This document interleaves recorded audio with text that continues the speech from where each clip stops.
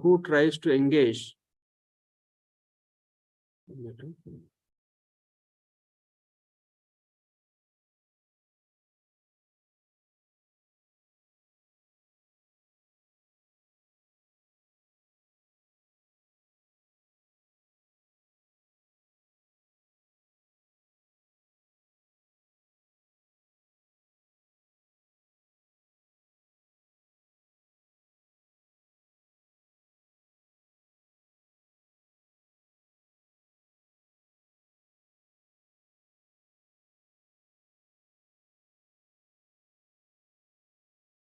The super soul is the personality of Godhead.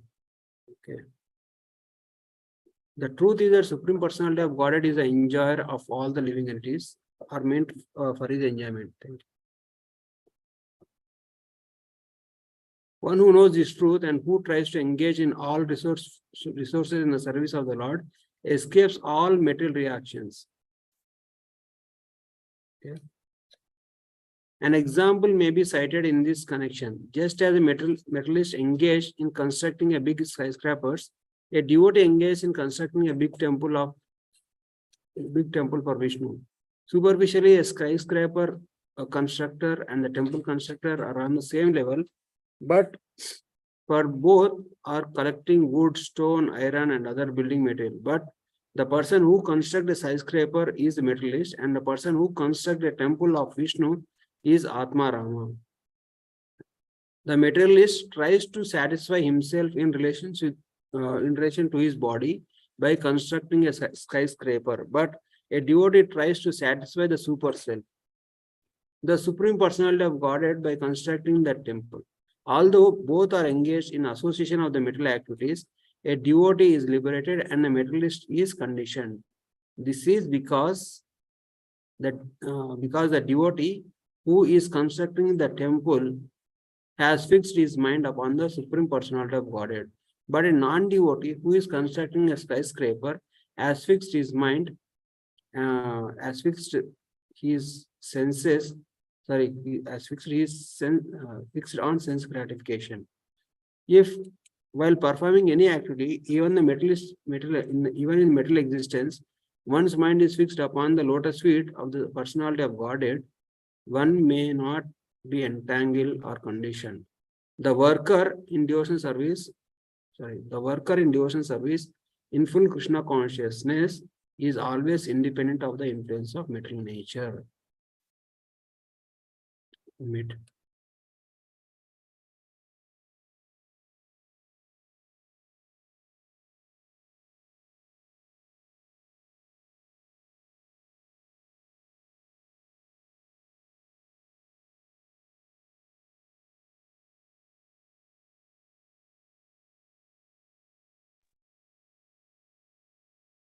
I'm sorry.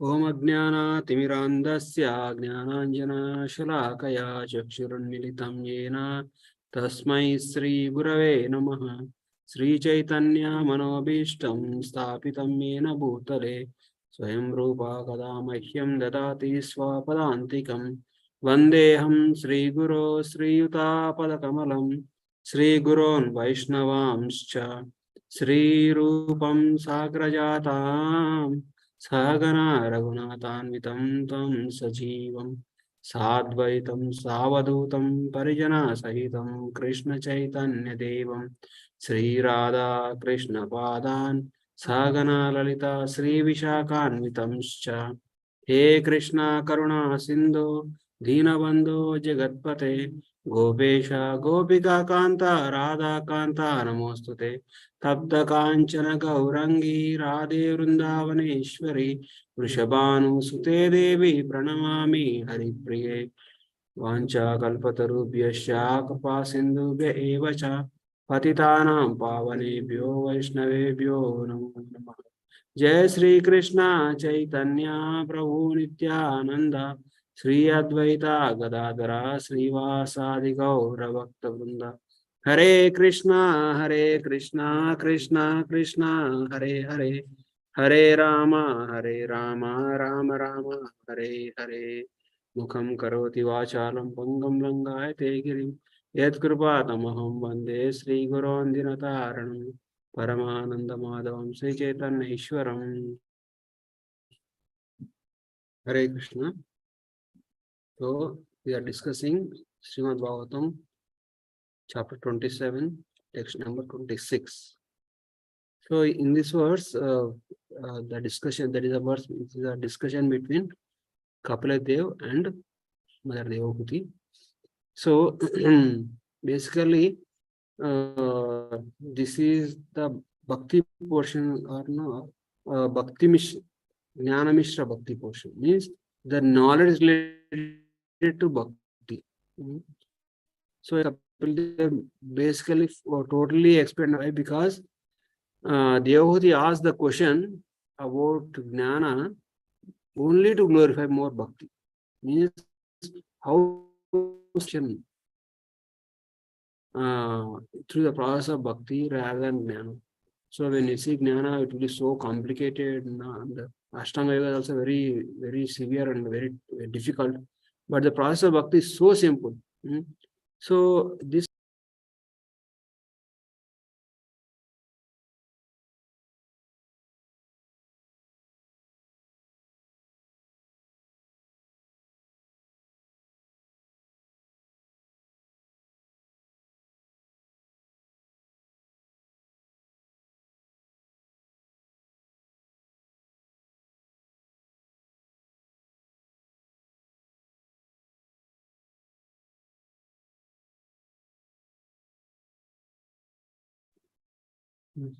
yeah.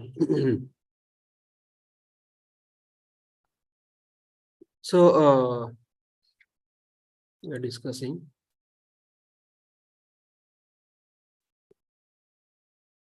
here. This verse explains about the greatness of Bhakti. So Bhakti is all about dovetailing all our propensities in Krishna's service. So because everything is emanating from Krishna.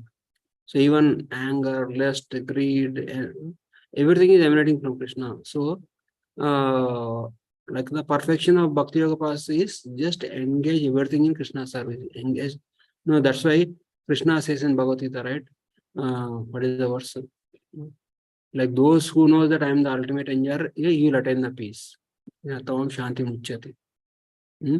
Bhoktaram yajna tapasam sarvalokamaeshwaram suhridam sarvabhutanam atmamam shanti muchyati. Means Krishna is saying, I am the well-wisher of every living entity. Bhoktaram yajna tapasam. Tapasam means I am the enjoyer of all the yajnas and all the tapasya. Whatever endeavors, material endeavors, whatever sacrifices that we are doing. If we know that Krishna is the ultimate enjoyer of every activity, then he will attain the peace. That is a simple peace formula. So that's why, like here, if you see in this verse, it is saying that for a devotee, there is no harm even in the material world also. Devotee can stay in the material world also, just like Prahlad Maharaj praised Narasimha Dev. Let me stay here as long as there is even one atheistic person, so that I can preach him.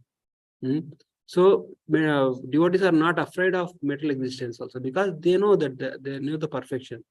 But Krishna doesn't want them to stay here, because out of his loving separation from him. So,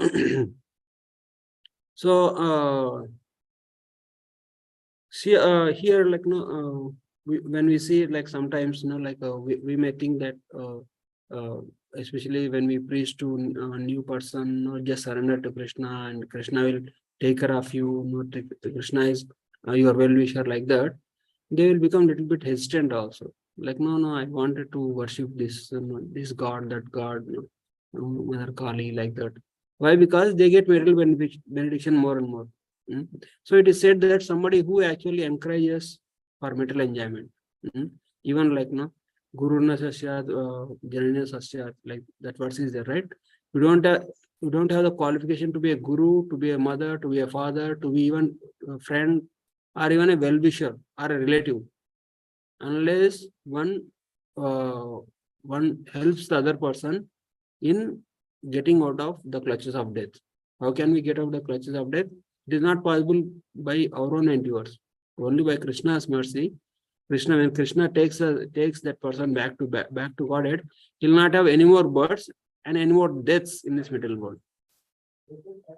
So that relative, that friend is the actual friend. Rest all are only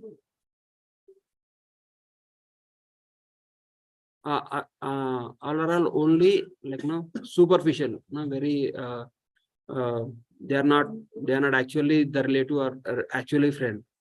So so but when we surrender to Krishna, what will happen? Like Bilomangal Thakur, I was reading the like Chorashtakam, like in this month it is advised, right? Bilomangal Thakur writes, I will quote the exact.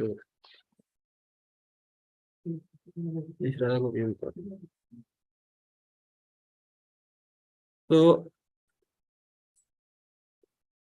Bilomangal Thakur in the verse number 3 he says, he turns his surrendered devotees into paupers and wandering homeless beggars. Alas, such a fearsome thief has never seen and never heard of in the three worlds.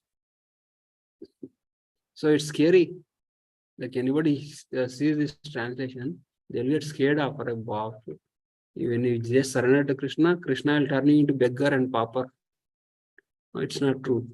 So Krishna will reciprocate according to the devotee's advancement. Fully surrendered devotee. A devotee is fully surrendered, like sannyasis.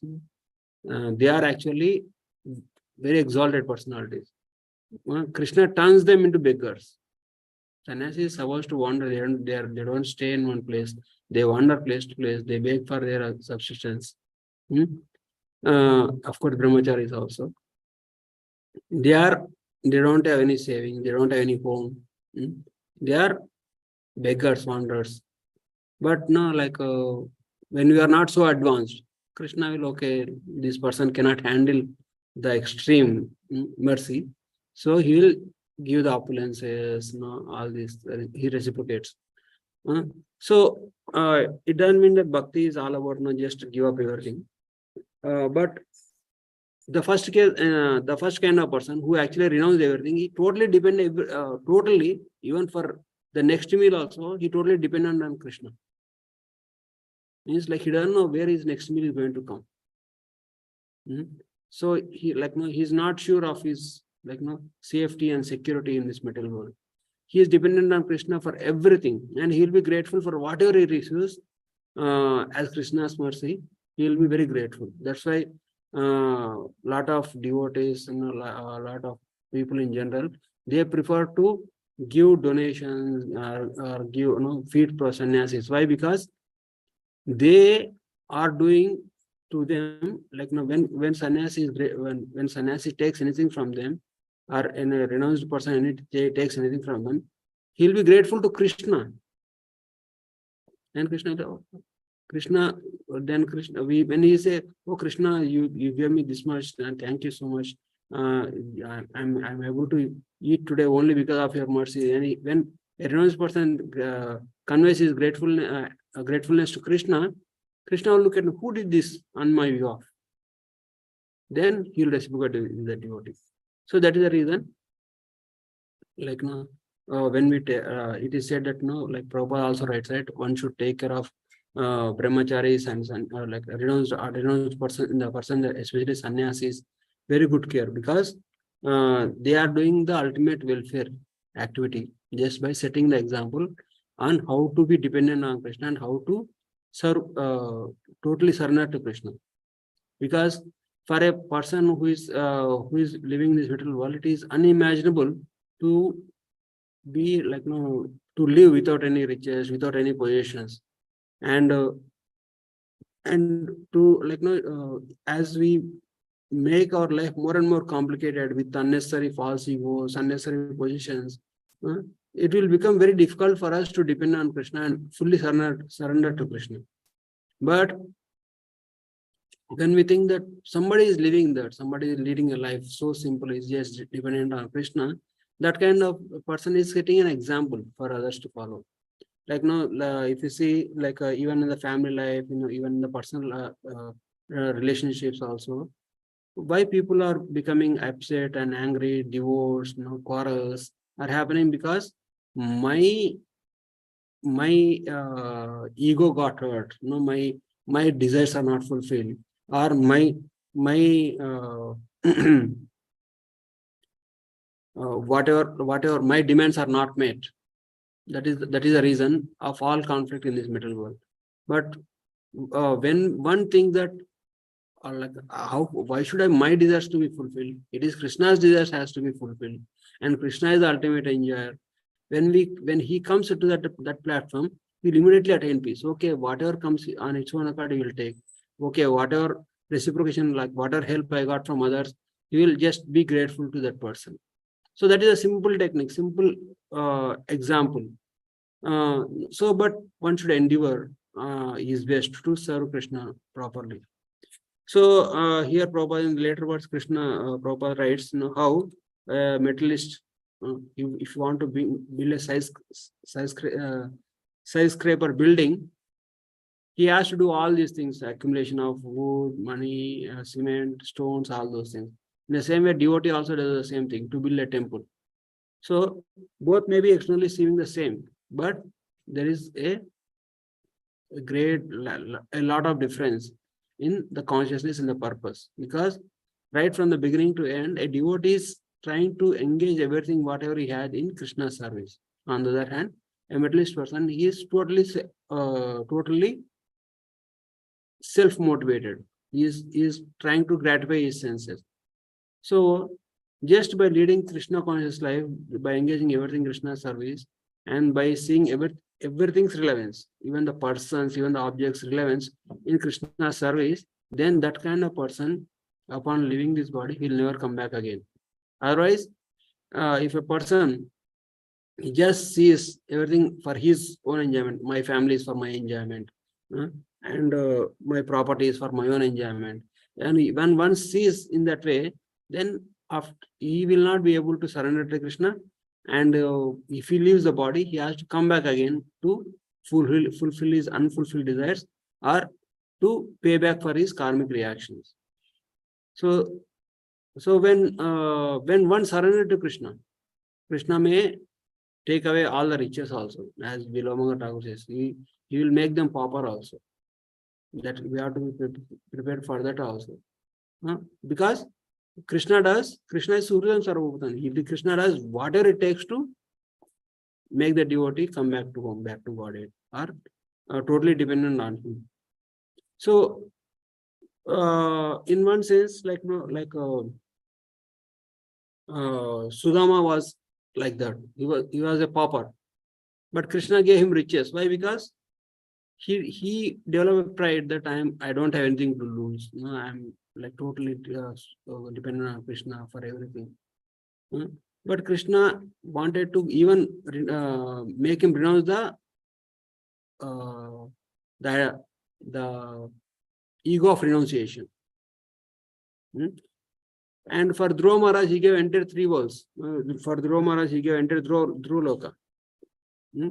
So even if Krishna gives or takes, and that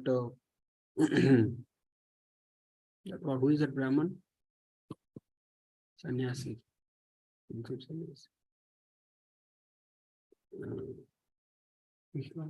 Nine. So Avanti Brahman, yeah. So for Avanti Brahman, he took away everything, only to make him surrender. So even if Krishna takes everything, like Parikshit Maharaj also, even he takes the life of Parikshit Maharaj, Pandavas, who took everything from Pandavas. So Krishna takes everything, Krishna gives everything only for the advancement of the conditions, like now for advancement of his devotees.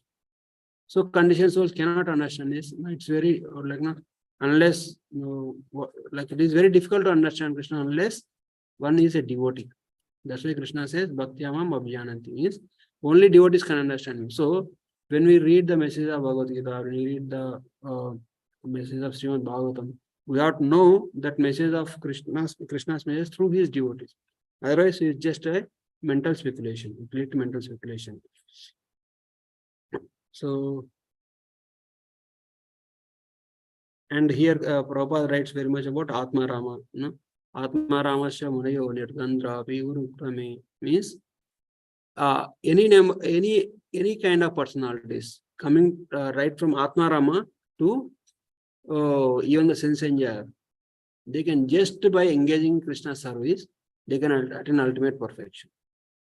Even if you are fully you are fully purified, and you are on the level of Sukadeva Goswami or four Kumaras, they can also get in perfection. They can also attain perfection. They can also get more and more purified by engaging Krishna service. Or even like conditioned souls, like Jagan Madai, or anybody like materialistic person, they can also get purified only by performing bhakti. They can attain ultimate perfection. There is no distinction. Bhakti doesn't give any any differentiation between this person is this person is not eligible to follow, or this person only bhakti can be followed only by this person. Even like illiterate person, like even like a person of any age, right from childhood, from 5 years, like Romara, Palamaras, to very old personalities like Avanti Brahmana, or they can all get attain perfection at any time of their life, in any condition of life, just by following the process of the Bhakti Yoga. Shravanam Kirtanam, Vishnu Sparanam, Archanam, Vandanam, Dasyam, Sakyam Atma Nivedanam. These engaging all this process, or engaging any anga of the bhakti, will lead to ultimate perfection. So the process of bhakti is so powerful. Now it is said that in Srimad Bhagavatam, I don't know the where actually the context is. I think Navayogendra says that to Maharaj Nimi says that like bhakti process is so powerful, so potent that even one can blindfold and run, and still he will attain perfection. Means like for one to win the race, they have to run towards the goal, towards in a specific track they have to run. So, but bhakti process is so powerful and so all-inclusive. Even the person just blindfold and started running in dark, that person can also attain perfection. Means the success is guaranteed in the process of bhakti yoga. So that is the ultimate perfection of bhakti yoga process. So that's what I can speak. If you have any questions or comments, you can discuss now.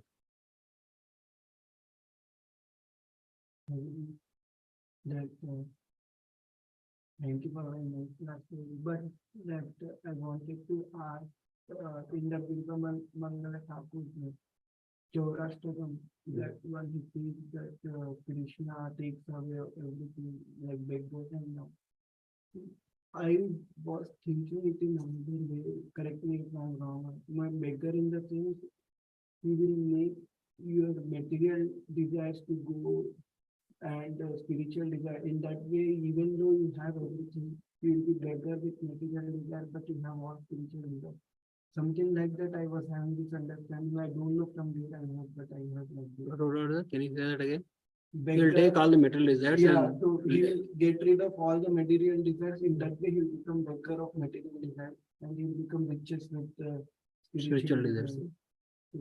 I heard somewhere. Even it is, if it is taken literally also, that's what I said, na? Because they Krishna, were saying that Krishna, like beggar means, then they were giving Dhruv Maharaj example, Prahlad Maharaj, they are so rich, and but still they are very much have mercy of Krishna. They are not beggars. In that way, they were telling that. That one, that's only, like Krishna will see whatever is apt for the devotee. He gave riches to Sudama. He gave riches to Dhruva Maharaj. And he took from Avanti Brahmana. Whatever is required for one to advance in spiritual life, Krishna will do that. So, when Sudama got the riches, when he didn't have anything, he didn't make any difference for him. Yes. So, Dhruva Maharaj also very much detached also. Yeah. So, it didn't make any difference for in their life. So, Krishna wants to give all the riches also, but Krishna sees if he is qualified. If Krishna says once we have a detachment, then only Krishna will give the riches. Otherwise, when Krishna says, oh, if I give riches to this person, he's going to get entangled. No? I gave the example like one time in the class, right? The farmer was very peaceful and leading a simple life. and king kept 99 gold coins. That time onwards, he was started working like a ass. So Krishna says what is good and what will elevate us spiritually. Krishna will do that. That's why Krishna says, "Na, I will provide what my devotees lack, and I will carry. I will preserve what my devotees have, and I will carry what my devotees lack." It doesn't mean that, oh Krishna, I don't have a Mercedes Benz car, no? Or I don't have a building. Can you provide that? No, not like that. Krishna, whatever is required for devotees' consciousness to progress in spiritual life, Krishna will do that. Because anyhow, even if have or don't have, it's all temporary. It's all temporary. It's only a few days of at most few years of happiness or distress. Once we tolerate that, we attain ultimate perfection in Krishna consciousness and go back to Godhead. So Krishna is focused on the eternal life rather than the temporary life. So that's why one can apply Bhagavad Gita to solve the problems, relationship problem, depression, all those materialistic problems. Or one can use Bhagavad Gita to attain the ultimate perfection.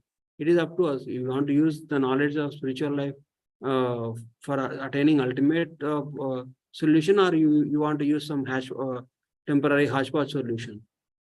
So based on our sincerity depends. So that's why when we present this philosophy to some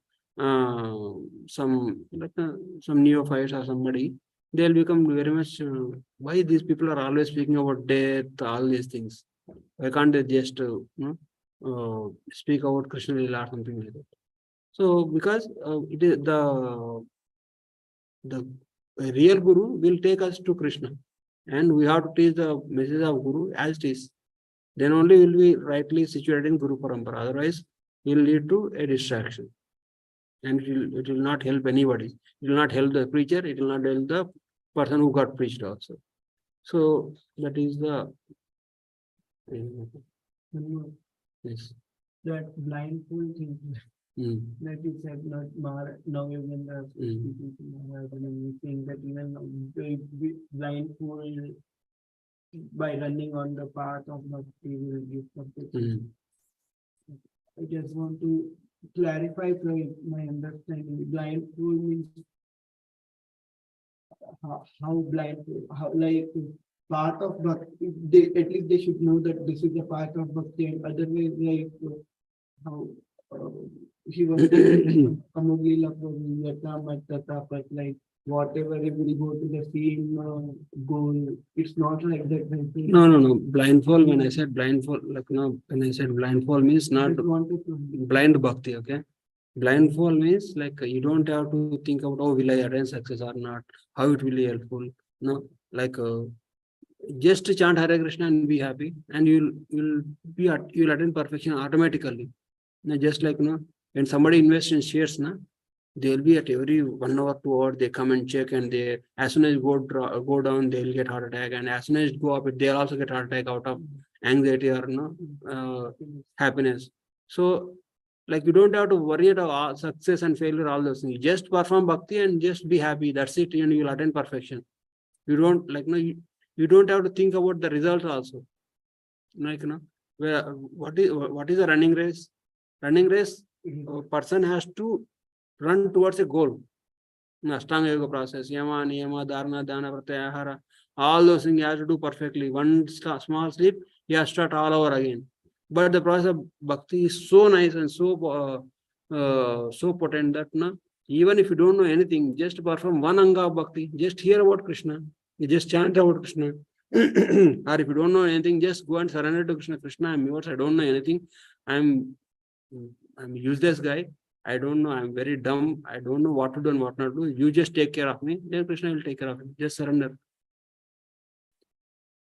Surrender to Krishna means surrender to his devotee.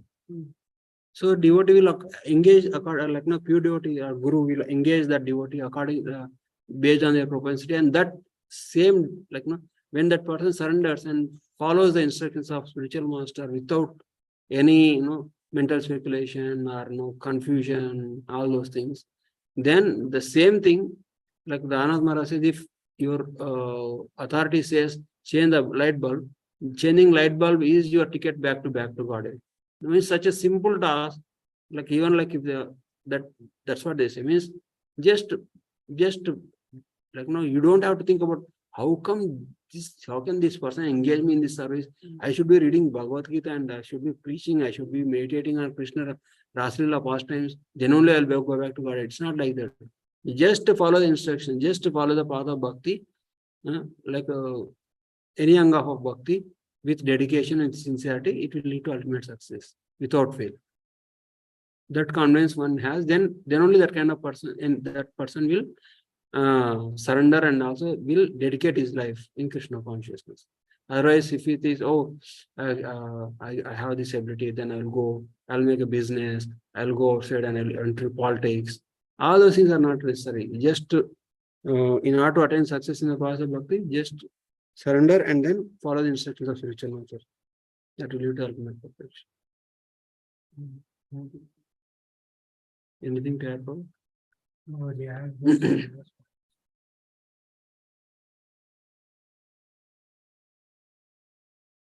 Okay.